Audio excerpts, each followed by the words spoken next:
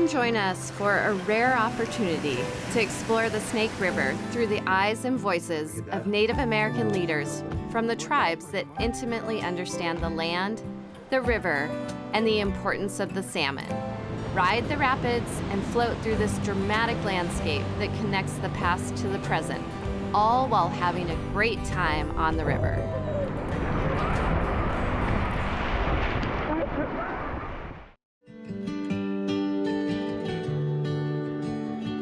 The Living Peace Foundation is honored to provide funding support for Wild Rivers with Tillie, supporting people and projects that creatively and courageously advance collaboration, compassion, and living peace. This series shares the passion that the Living Peace Foundation has for the health and connectedness of our planet and all who inhabit it.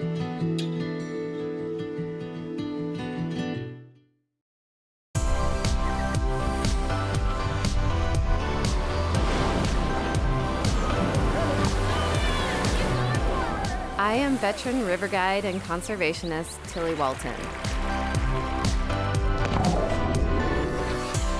Join me as I lead different groups down the great rivers of the American West.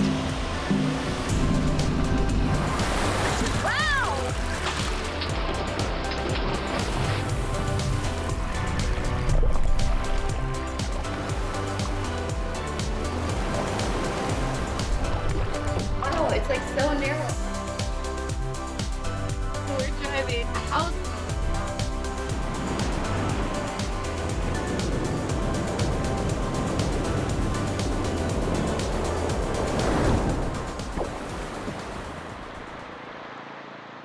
The Snake River is the 10th largest river in the United States and the 13th longest river in North America.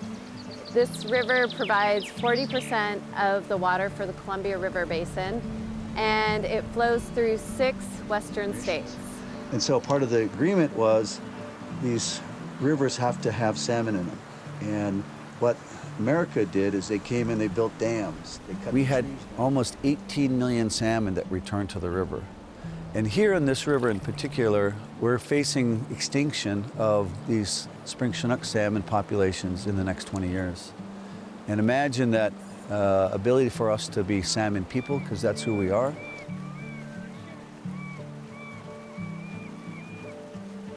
If you look at the migration of salmon, they come as adults back up through the Columbia. They have to go through 4 dams.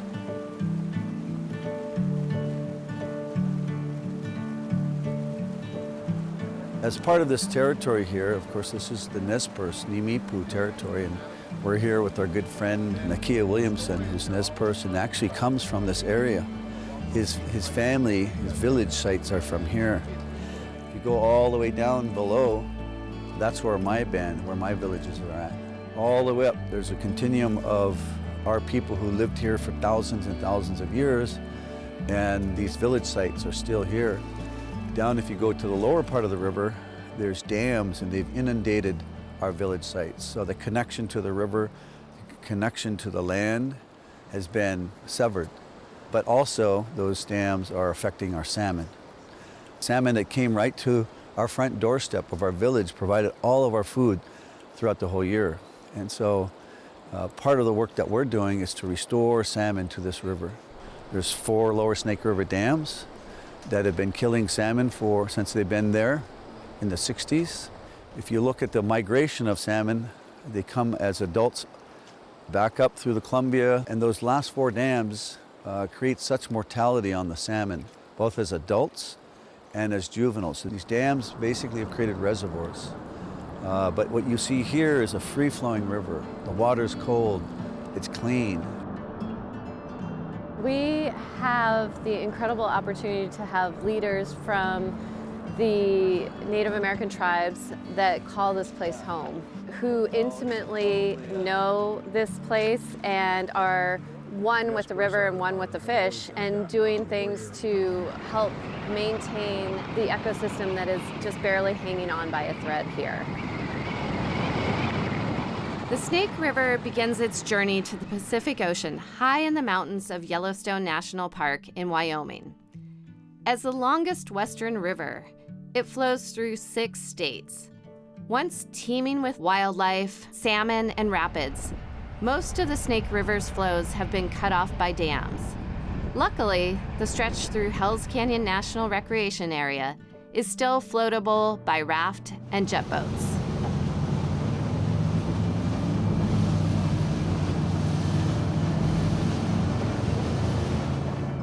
There's many different ways to experience the Snake River. You can drive along it, you can hop on a jet boat, you can float along in a kayak, or you can do a multi-day river trip through Hells Canyon.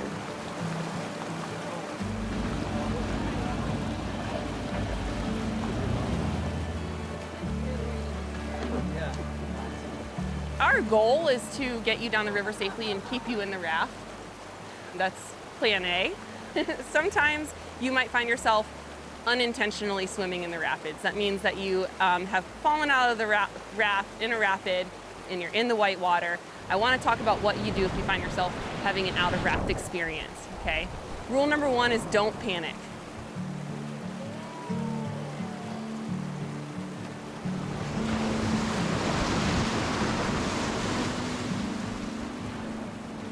There's not that many people that can come down through here, 5,000 to 6,000 total people.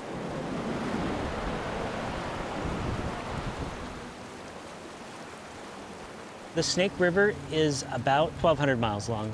From where it starts over close to Yellowstone National Park, is just a little trickle over there, to here is about 1,000 miles, and then this is about the last 200-mile stretch of it. And of that 1,200-mile stretch, you know, there's probably about 150 miles of it that you could actually float on and move in the current. The rest of it's dammed up, and you know, it's a big system of hydroelectric dams out through southern Idaho that create power, yes, but they're also creating irrigation water out there in southern Idaho. We just passed the area where Oregon, Idaho, and Washington come together, but really these lands are where the Nez Perce and other tribes and other Native Americans have been since time immemorial. You can see the evidence of that from this trail on the Nez Perce Trail, where they would come down from the mountains to the river for the winter.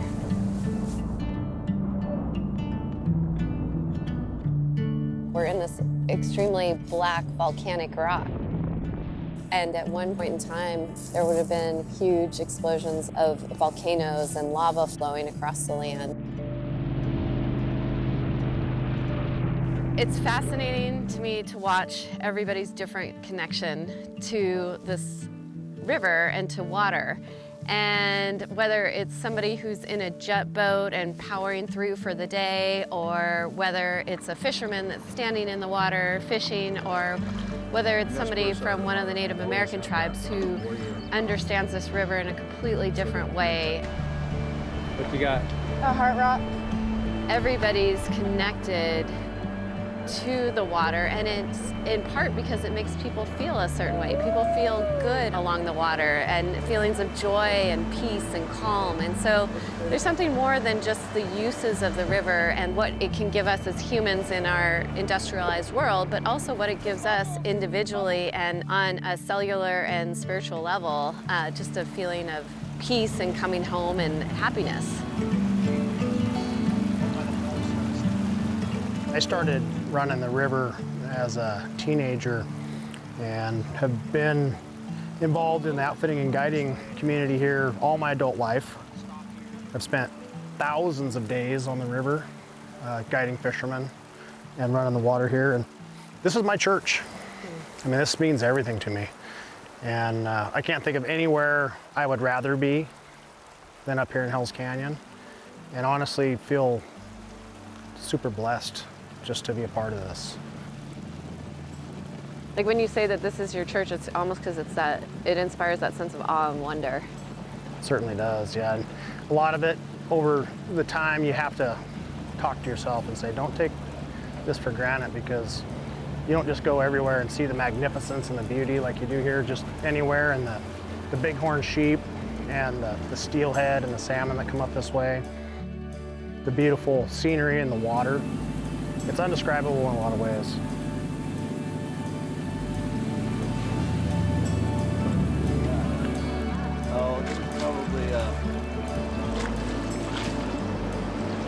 koki the paitse tuneha he would see. We'll put that on Instagram.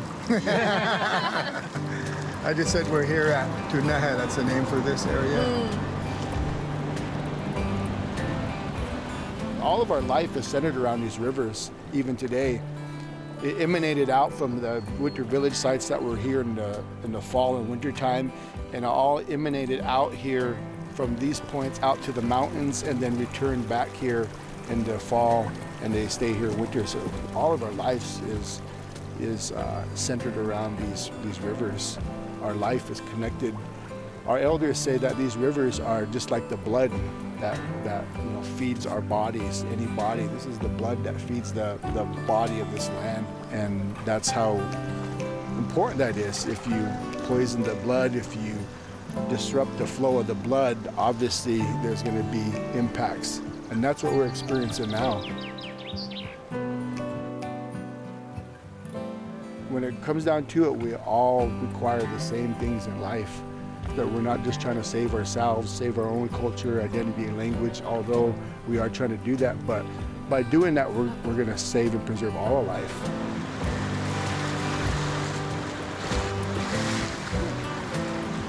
The next generation recognizes the importance of restoring this ecosystem, and the youth from the tribe are the voice of the river. In our language, we are Waikanishpang, salmon people. Waikanish, salmon, are important for our sacred life renewal ceremonies and our daily food, and for our economy. 4 young ladies from the various tribes connected to the Snake River formed a youth council, and they have come together to raise awareness, and they wrote a letter to the President of the United States that the dams need to come out now and that there isn't time to wait. We're witnessing a mass extinction, and so none of what we have here will be around once they grow up. I was raised and born in the Longhouse. I just have an automatic connection to the river because of that reason. Because I spent many days at the river swimming, helping my uncles cut up fish, catch fish, helping my uncles figure out what fish is what, helping my grandpa figure out where to put the fish on the table. Because of the creation story, the salmon stood up first, and then it was the meat, and then it was the roots and the berries. That's how we set food on the table. The salmon will always go first. With the river, it's a part of my family. We call him grandfather because he helps us and he gives us our food that we need to survive. He gives us shelter when we come and stay here by the river. It's more than just water, it's life. The river is like all water. It's our way of life, and it's our culture, and it helps us with our daily essential needs ever since the first person walking, our ancestors, to this day. And we can't just have it end unknowingly. It's how we grow plants. It's how we refresh ourselves. It's how we eat. It's, like she said, water is life.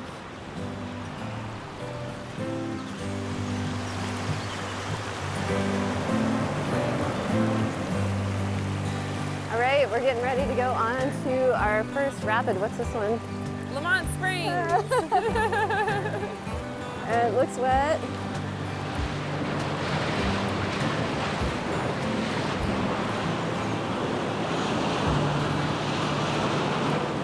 What's cool about this river, unique about it, is it was actually, the mountains were created before, the river didn't create this gorge, the mountains came up around the river, so it's not carving its way down into it. So on the river right side, anytime you're looking downstream, on the right side is Idaho, and on the left side is Oregon. And what creates the gorge on the Idaho side are the Seven Devil Mountains, and on the Oregon side, it's the Wallowa Mountains. This morning, we're going to hit a few Class 2s and 3s. Good time for some kayaks to be in the water. Probably right before or right after lunch, you're going to hit one of the Class 4s down here. Class 4, the first one is Wild Sheep Rapids. It's a big drop rapid. It drops about 17 feet over the course of about 100 feet. So it's a big, respectable rapid. We'll stop and scout it before we go through.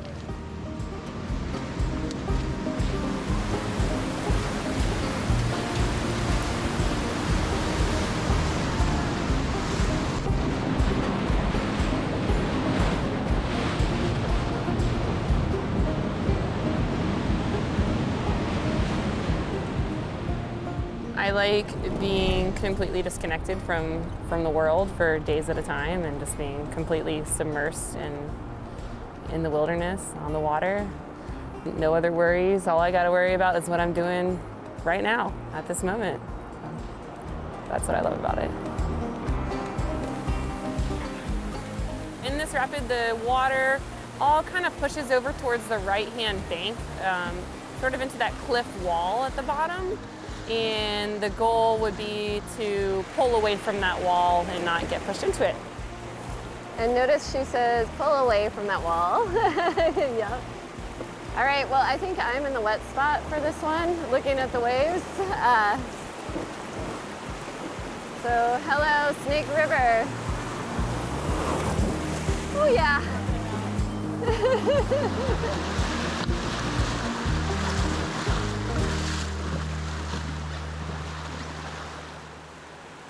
Part of the joy of a river trip is exploring the forests and secrets of the riverbanks. These are ponderosa pine trees, and they come in different flavors. They have vanilla, butterscotch, strawberry, and chocolate. And when you smell them, you can actually smell the different flavors. I think you have to smell different places. Butterscotch. That's delicious.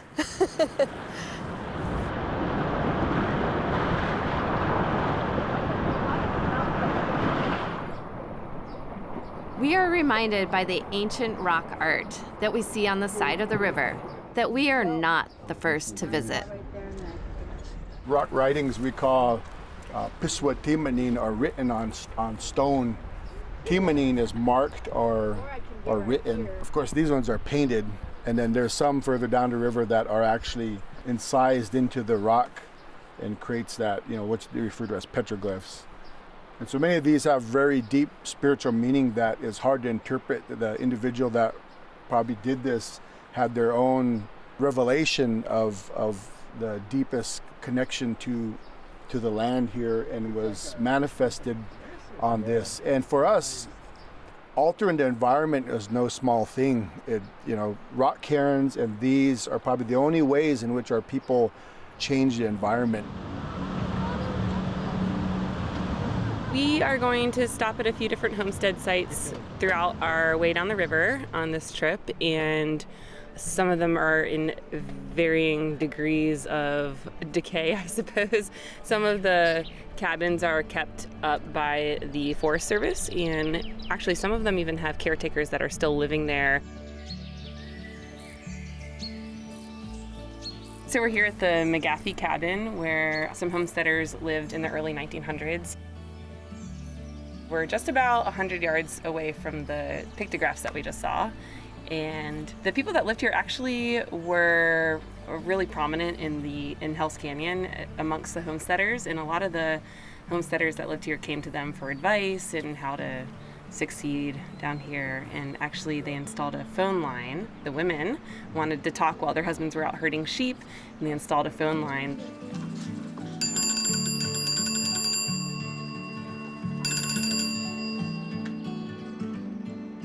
People can understand a house, they can understand what they deem a home and civilization, but for us this land is our home. We don't need a cabin to give us that sense of home. It's this land that speaks to us. Piswa Timanin, the written rock, is again another powerful reminder of our people. But if it wasn't for those, people would just call this an empty landscape if this cabin wasn't here. When in fact for us is generations of our people that lived here, died here, are buried here. This place sustained the lives of our people. And so today we don't live here no longer. Even though part of my family came from an area just below this point on the river, it's a point in time for us to reconnect with these places because we don't often get to visit these places. This is chaush. It says it's a biscuit root in bloom in early spring. This is what I dig. I was not expecting to see that. Days just to dig it. And it tastes so good too. Like you can eat it as a biscuit root, it could be a cookie, it could be anything. It's even in soap. People make it for soap. And some of the grinders we had were longer than this, but this might be like a smaller personal grinder. They grind that root and it becomes kind of a cornmeal. And then you wet it down again, and then you make, we call it sapala, which is a little root biscuit. And let the milkweed yarrows, medicine, hackberry, mock orange. This is like the old school way of hunting, but they still used it pretty accurate, 100 yard shot.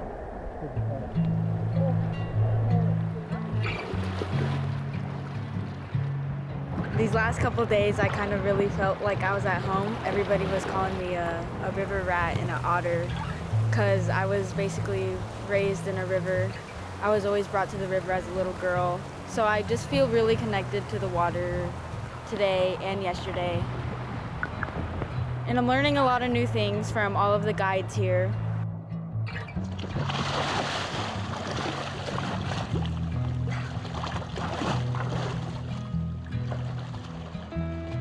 A lot of not only indigenous people, but other people understand the importance of water. Our people have always recognized water as being number one. Before we taste our traditional foods, we drink water to signify that as the source of life. And so that's something that we do as a part of our normal feasting and our normal dinners. And our people here are river people. Our lives even today are connected and centered around these rivers. It's not a man-written law, it's the Creator's law. We call it tamanwit, and we have to follow that law. So that's the importance of what we're doing. And other tribes up the river, we share that same common belief. And so now we're finally coming together, we're united, and we hope that we stay that way for the river and for the salmon, and that's the importance. Even this land is listening to what I say. It can hear what I say. This river is listening to me. So I have to speak the truth, and when I speak in my own language, it understands who I am. When I come up into these mountains, we sing these songs, this land hears and knows who I am. It acknowledges me, and I acknowledge it.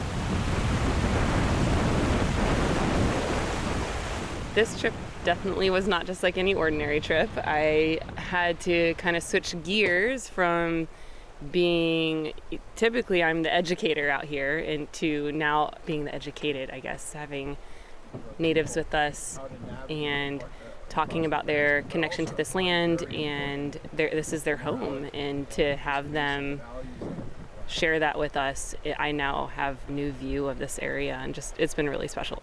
We have guys who make really good arrowheads like these. You can't really understand a river without being there and experiencing it. Just as we were able to float through Hell's Canyon, it's just as important to visit these spots where the water no longer flows. It's hard to imagine that we're standing at the site of one of the biggest waterfalls along the entire Columbia River. This was the greatest Native American fishery site before the dams, and there was a 40-foot waterfall that would span the river, and this was one of the richest fisheries along the entire stretch of river. And now it's underneath these windy waves of the reservoir.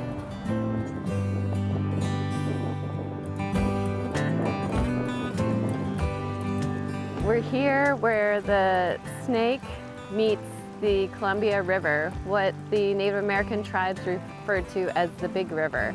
What once was two mighty rivers meeting are now two mighty reservoirs meeting, thanks to all of the dams along each of these rivers.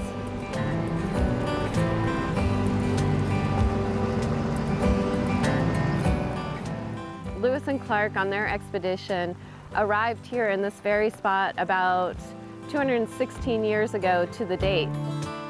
Their experience was much different than ours. They came down a wild river of the Snake into this massive river, the Columbia River, and here they were able to make at least 30 miles a day going on the swift water down to the Pacific Ocean. If they were to come here today, they should probably have a motor on their boat in order to make any miles across the reservoir. Could be considered the end of the journey for the Snake, or With all of the changes coming, it could just be the beginning.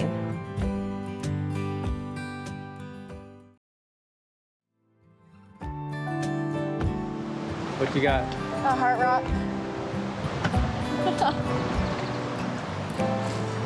It was hard to pick up. I found it all by the big rocks. Very cool. Thank you. I found a heart rock.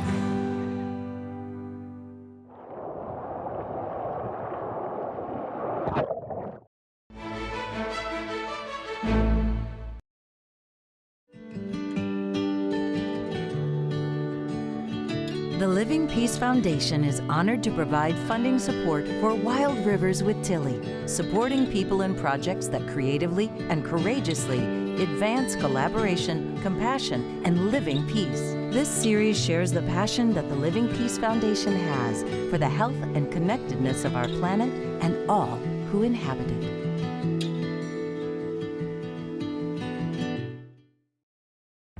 I invite you to visit us at wildriverswithtillie.org for wildriverswithtillie.com.